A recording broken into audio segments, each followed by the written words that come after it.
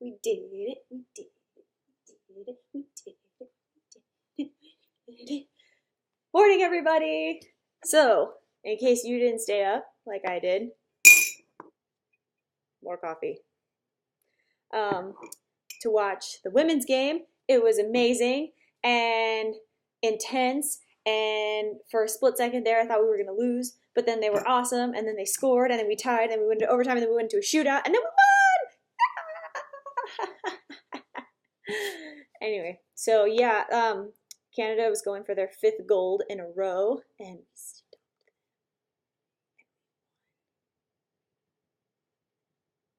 I'm a very happy camper right now. Sorry. Um, yeah, congrats to the women. You guys are amazing. And I hope enough people watched it that you get into women's hockey because it's awesome. It's fun. And maybe we'll have a professional women's hockey league in this country someday. That'd be really cool. I would watch. Anyway, because I love hockey. All hockey. It's great. Anyway, so not a ton from last night. Lindsey Vohn's first run in the women's combined, the downhill part was amazing. I mean, technically it was just perfect. And I mean technically as in from a technique perspective. Um, it was perfect. I mean, it nailed it. Michaela Schifrin, not so much. She was kind of slow. They mentioned a term on the broadcast that I don't know if everybody's aware of. It's called noodling. It's where your skis go like this, and they're not supposed to do that. I don't know why her skis were doing that, Michaela Schifrin's. Maybe her bindings weren't quite tight enough. Sounds like the Grinch. Maybe her shoes were too tight. I don't know. Um, so yeah, that's a bummer. Really stinks for her. She had so much pressure put on her, and there was so much expectation of her to really do well at these games, and I'm really bummed that it just didn't work out for her. That really stinks. But she's 26. She's my age, so she's got a ways to go. She's going to be an amazing person in the sport, continue to be an amazing person in the sport, and I don't think this damages her legacy at this point at all. So keep your head up, Kayla. It's gonna be okay. Um, one thing that I thought was really interesting, because last night was mostly skiing. They did show bobsled. Alana Myers Taylor won silver. I'm super excited for her. I was really hoping she win gold, but she won silver, and that's awesome. And it turns out yesterday was the most successful day we've had so far in these games, which is awesome. But anyway, going back to skiing, one thing that I noticed that they kept saying was that they weren't used to the snow, that this snow was different than the snow they're usually used to, that what they have on the World Cup circuit. I think that makes for a really good athlete, though, if you can adjust. They've been having training runs, they've been up on the mountain. You go up there, you walk the mountain, you feel it, you feel what the snow feels like. And, maybe for like the first time Olympians, yeah, it might make them a little nervous, but for these experienced people, they know how to handle it. That's less of it's a non-issue to them, really. I mean, yeah, you have to make some mental adjustments. You may not be able to stick to your game plan the way you had originally intended, but that's what makes you a great athlete, I feel like. So, yeah, Bodie Miller. If you can tell, I really don't like him. I'm sorry. His ego. It's like every time he gets on camera, he's talking about himself. Well, when I did this and when I did that, it's just.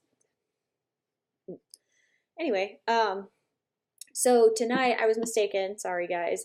Tonight we have the rest of women's figure skating, which should be super, super awesome.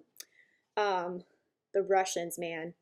Yevgenia Medvedeva and Alina Zagitova. Um, they, they're amazing. Um, you know, I think that's also one of the beauties of the games too, is that you get to see these amazing athletes from all over the world, and you get to see them when you wouldn't normally get to see them, and it's legendary. We talk about Michelle Kwan and Tara Lipinski and Kristi Yamaguchi in this country, but I mean, we're going to talk about them for a long time because they're just legendary, and their rivalry is really fun to watch. Like, really fun to watch. because they're training partners, like they train together with the same coach. Um, it's going to be really interesting to see who throws it down. So definitely look out for that. Um, it's not much else really going on today. I think we have the end of the Nordic Combined during the day, so I'll probably update you guys on that tomorrow because I'm gonna watch it or have it on at work. Um, yeah. Oh, and I'm super excited. Um, one of the things I feel I'm really proud of this. So I put on the door of my office, I put the hockey schedule, the men's hockey schedule, and I've been updating it and like writing it in different colors and being all like creative and stuff. And I'm super excited. I had a bunch of people yesterday in my office come up to me and, it's kind of funny, offer their condolences for the men's game because that was a heartbreaker. And if I can just get 5 more people to watch the Winter Olympics, to watch winter sports, to watch the Olympics, to learn about a sport that they usually don't watch, my job is done. That, that's what it's all about. I want to spread the love. I want to spread the spirit of the games. Um, it's why I say it's for the love of the flame. If you can get people to watch other things and expose them to other things, we talk about, it's amazing to me because we had a bobsled from Jamaica and a bobsled from Nigeria in the women's race this year, 2-man bobsled or 2-woman bobsled. Um, but we tell kids in certain parts of this country that they can't do it because it's not a winter state. Um, that's so not true. We've proven that that's not true. So watch those sports, get excited about those sports, join those sports, figure out a way to do it. I've seen all these really cool videos about kids doing like curling in their kitchen I'm sure their moms do it to get them to clean the kitchen, but like curling in their kitchen or making little go-karts and practicing their bobsled. I mean, that's how it starts. That's how sports get exciting and people get involved in them. And, youth sports is on the decline in this country. I'm sorry, I'm getting on a soapbox, but youth sports is on the decline in this country. And anything we can do to get kids excited about being in sports and about watching sports and being a part of different sports, it doesn't just have to be about the same things. I don't know. I think a positive change could come from that, and that would be really cool. So, sorry about the soapbox. I had to say it. It's just been really bothering me like all day yesterday. And so, yeah, thanks for bearing with me for that. Anyway, so hope you guys have an awesome day, and thanks for watching.